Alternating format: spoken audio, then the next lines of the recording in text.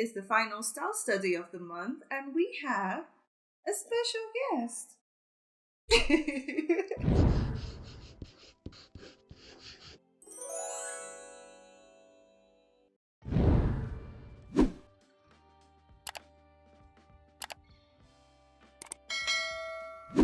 First of all, if you're watching this video when it comes out and you celebrate it, Merry Christmas. And if you don't celebrate it, Happy Weekend. Also, we hit 9,000 subscribers here on this channel, which is incredible. My goal this year was to get close to 10,000, and this is super close, and I'm super grateful. So today's study is really intimidating because this artist style is probably my absolute dream style to get.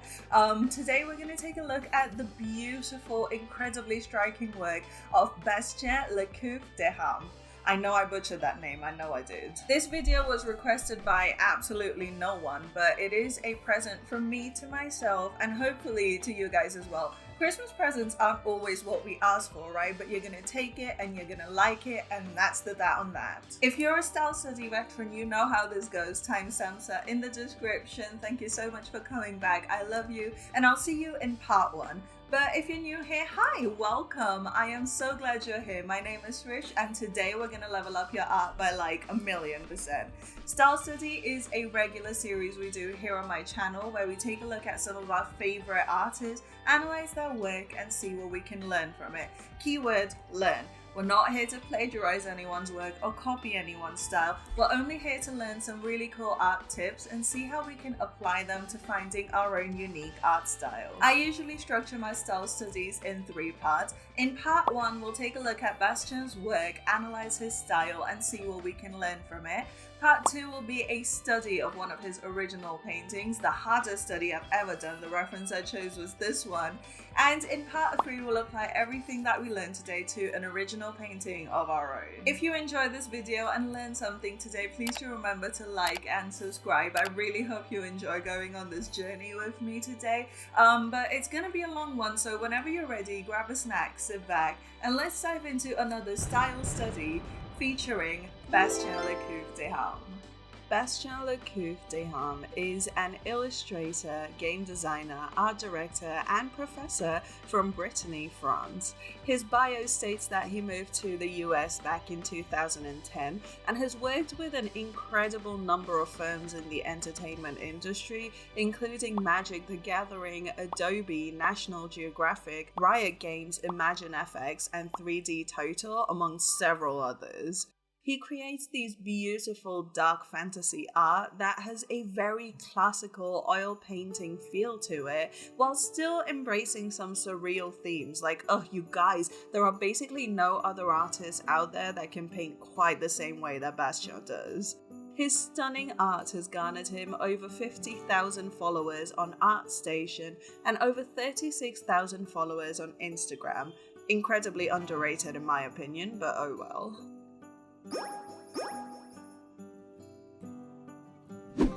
Like I said, Bastien paints these incredible dark pieces that are generally centered around a character, but every single painting is jam-packed with a ton of story, mood, and atmosphere.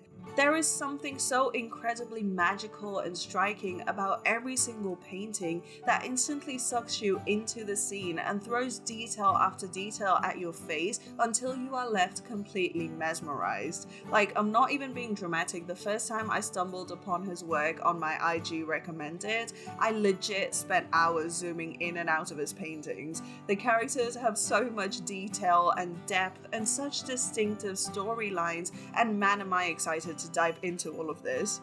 Okay, maybe I'm a bit of a hyperbolist. Speaking of lists, here are 5 key characteristics to Bastien's art.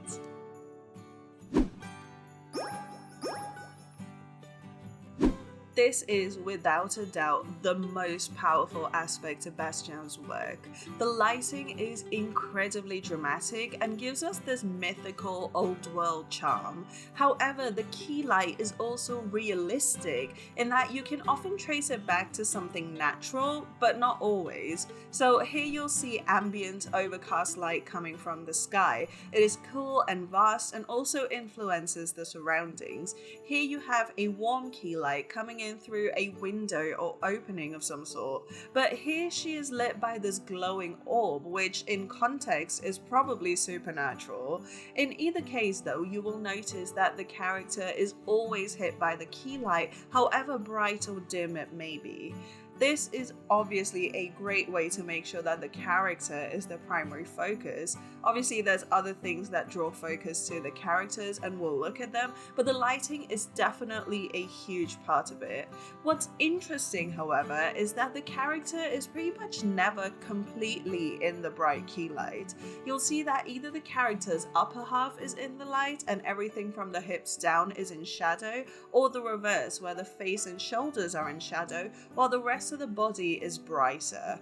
Now obviously this is an excellent way to introduce a lot of drama because it restricts the area that the light covers. Having a smaller light source appeals to our innate discomfort around darkness, which creates a ton of interest and conflict in a piece. However, I noticed that there is a specific reason why he chooses either the upper or lower half of the character to be lit up, and that has to do with the story. If the piece is focused on just the character itself, generally against a flat or low contrast background, the upper half is in the light. Kind of a symbolic way of saying, hey, remember this phase, it is the important takeaway from this painting.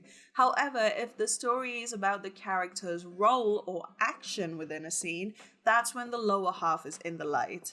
Here's a great comparison because both these characters have swords, but this one is lit on the upper half because here the sword is the accessory, whereas we are primarily meant to focus on this character as the warrior. But here the face is in the shadow while the lower half is in the light. Here we're meant to focus on the action of knighting. Here the character is the accessory. In fact, look at the second character in this exact scene. He is lit in the upper half. Why? Because he is the knight here. Such a subtle difference in lighting, but it changes our entire sense of what we take away from the piece.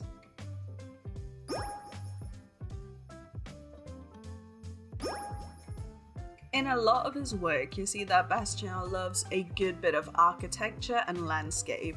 And of course, I only know this from watching him paint, but a great deal of it is matte painted. So he'll use photographs and paste them in and then paint over them to make them all fit a narrative. That sounds easy, but it is 1000% not, let me tell you, because not only does the perspective have to fit, you also need to redo the lighting, the mood, the colors. I don't know how he has the vision for it, because when you look at the base images he grabs, they look completely different to the end product. And I think that is the surest sign of a good matte painter, is when you can look at the reference and the finished product and they look nothing at all alike. I did notice that the background is most often rather dark, or at least has some large dark elements. In fact, let's talk quickly about the values, because you'll notice that while the character's silhouette does stand apart from the background really strongly, it is very rarely due to a rim light. The silhouette is created by opposite dark and light values in the character and the background. So where there is a dark character element, there is a bright background element, and vice versa.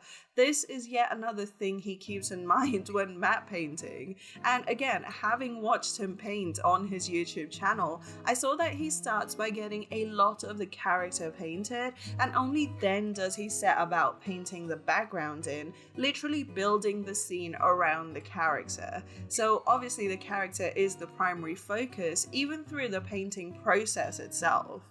One extra background detail that I want to mention is the fog.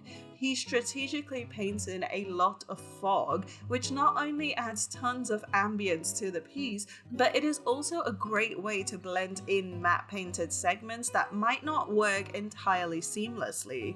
However, my favorite part about the fog is how, when it's hit by the key light, it creates an almost glowy aura around the character, especially around the metallic bits. How beautiful is that? In general, Bastien colors his paintings to have warm shadows and midtones and cooler highlights, especially on the high points of the face. But with the vast majority of the paintings, you'll see a lot of reds, yellows, browns and oranges, and in my opinion, this is the strongest factor that drives that classical oil painting-y look, is that it all looks like it's been lit by oil lamps. Even in scenes where the skin is fairly cool toned, there are still some incredibly warm colors that really push the old-timey effect. In terms of the palettes, a lot of his work has analogous color schemes, which is when you pick colors that lie next to each other on the color wheel. So here you'll see a lot of orange, yellow and green, whereas here you see yellow, green and blue. Of course you have some cool toned analogous paintings like this one that has blues and purples. However, Bastien then adds another dimension to the colors by throwing in a bright accent color that is the opposite temperature to the rest of the palette. So here, where everything is cool toned and blue, there are some bright warm yellow lights. This one has a ton of warm colors, but then this amulet adds a cool violet glow. This overall cyan and green painting has a bright red lip. Do you guys know what this color scheme is called, where you have analogous colors and an accent of a complementary tone? Best I can find is split complementary, but that doesn't quite feel right. What really drew me into his work, however, is the subtle color shifts in the skin. I legitimately thought these were all photo manipulated characters because oh my god, look how believable that skin looks. It's not hyper realistic, it's not stylized, this is truly realistic skin, where you do see color and value shifts, but they are not exaggerated in any way. I always feel like there is a certain level of restraint that comes with expertise, especially in art, and that is absolutely something we see in how Bastien paints skin. Alright, let's dive back into the storytelling, because if there is one thing that screams at you through his work, it is the narrative. And just as always, the proverbial devil is in the details. If you think about the shape language, the vast majority of the small, high contrast shapes lie in the clothing and jewelry. Small shapes in the background are generally pretty low contrast, at least in character pieces, but if you look at all the accessories on and around the characters, you see that they are visually loud. One of my favorite parts in Bastien's work, however, is how he renders metals. The metallic elements can range from jewelry to armor to weapons, but you'll see that the brightest highlights in his work lie in a metallic element. In fact, this highlight is further enhanced by a subtle glow around it, which gives us a sense of the metal being so reflective it is acting as a mini light source of its own, kind of like the moon. But rendering aside, the metal adds a lot to the character's story. Starting with something basic, this character is obviously a knight given the full body armor, but the spikes on the helmet and upper body make them look especially violent. Here the metallic headgear is reminiscent of the ancient Egyptian deities, especially Sekhmet. Another story detail is the clothing. Based on his About section, we know that his work is heavily inspired by myths and legends, and you can see that in the ancient style of outfits that a lot of these characters wear. So here she's obviously wearing a very priest-like outfit, given the high collar, the many layers, and the flowing drape. This character wears a black cape and hood, and with the context cues of the red mouth and bats in the background, big ancient vampire vibes. Here are some characters wearing traditionally Asian and Middle Eastern clothing. I find that unlike with most art where we tend to search the background for context clues, you actually get 90% of the character's story via the character alone.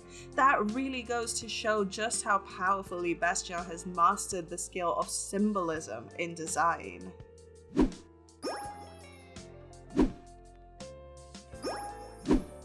I almost didn't include this until I rewatched his speed paint, but Bastien actually does a second pass of matte painting, this time focused on textures, and it is so wild because some of the images that he pastes in aren't even the ones you would think fit in. Looking at this piece of Yennefer, you'll see that while most of the elements fit into her character on the show, there is this texture up here by the pentagram that adds a ton of interest to the top of the piece. Zooming in closer, you realize, hang on, that isn't random canvas texture. That is texture from one of those damask fabric patterns. This one is a little harder to spot, but here by the face, you see what almost looks like pleats on a curtain or the grille on a Rolls Royce. Yes, I only see the world as curtains or Rolls Royces, deal with it. The point is, he actually grabs textures and images that you and I wouldn't even think to grab, and then changes up their context entirely, lowers the opacity and plays with the blend mode until it adds an incredible abstract sense of texture to the piece. This is one of those things that is very hard to convey in digital art. With a traditional oil painting, because there is a lot of layering, you're putting paint upon paint, it creates a lot of texture that you can physically feel. But with digital art, you're just seeing a flat image on a flat screen. It's not engaging quite as many senses, so by throwing in this extra layer of texture, Bastien adds a bit of crunch, a bit of bumpiness to his art that makes it almost feel palpable. I don't know, man, it's all just so severely cool to me. But to sum up part 1, here are 5 key characteristics to Bastien's art. Number 1, the lighting is key to creating mood and ambience. While the character is always hit by the key light, either their upper or lower half is in shadow depending on the story. 2. Bastien does a wonderful job of matte painting the background using photos and overpainting in order to set really complex scenes. Number 3, he usually uses analogous color palettes, sometimes with a pop of a complementary tone, and the shadows and midtones on the character are almost always warm. 4. The storytelling is a huge part of his work, but Bastien pushes a lot of the story right into the character's design. And number 5, a second layer of matte painting adds texture from unusual sources, which helps simulate the feeling of built-up paint, further enhancing that feel of traditional oil painting.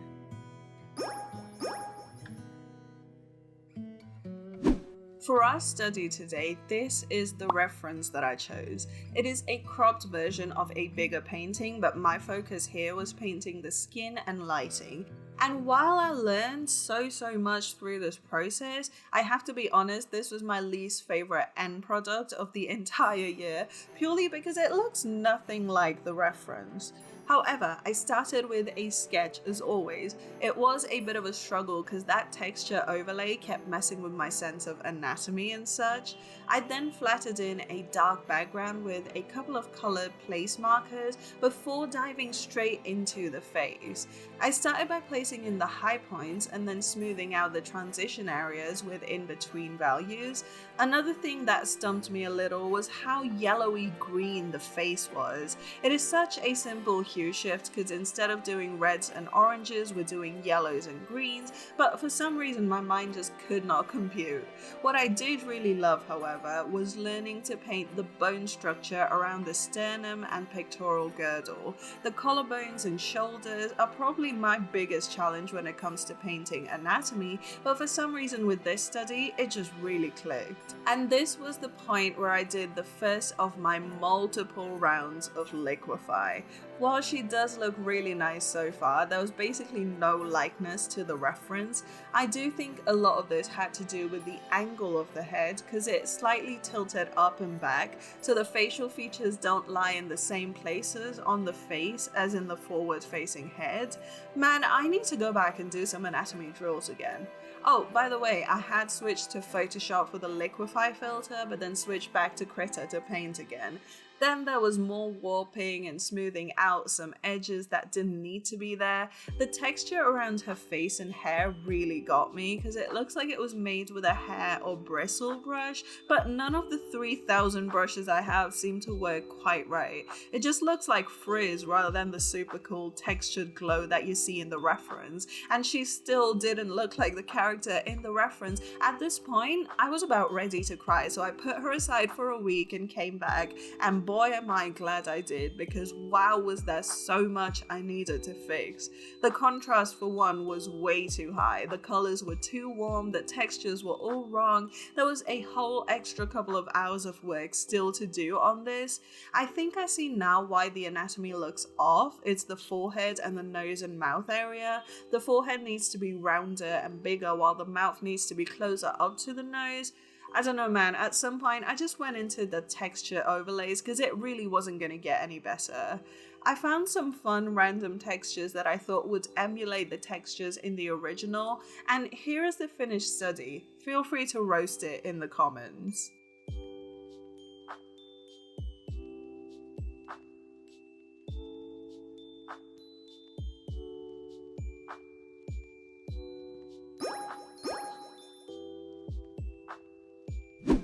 This painting, on the other hand, I am super duper proud of because it has drama, it has story, it has details, it has a background. I wanted to show a character that is almost constantly haunting me. She is Egyptian, she is maternal, and she was severely wronged. At first, I thought of having her draped across the lap of a statue that guards the temple of Amenhotep, but that felt too simplistic. So instead, I eventually went the matte painting route. I wanted her belly to be the primary focus of the piece, so that is definitely where I wanted the key light to hit. And of course, I couldn't at all find the clip of me matte painting the background in because I recorded these back in October and my computer had run out of memory at that point. Of course, those are the 2 or 3 clips that disappeared, but basically I found some images of the pyramids and some desert landscape, as well as some random camels. Gotta have camels. I roughed in some warm lights across the landscape and painted everything rather dark. However, I did that thing where the dark areas of the background are next to the light areas of the characters and vice versa. So the sky behind her hair is way foggier and brighter than the sky behind her belly, just to add that contrast. I switched to Photoshop to do some color corrections with the Camera Raw filter, just to make the palette a little more analogous to the red, orange, yellow scheme, and the blue of the clouds and her belt could be our accent tones. And when I was 99% done, I went in and added a glow around her belly just to make it super dramatic, and here is the finished product that I am so incredibly in love with.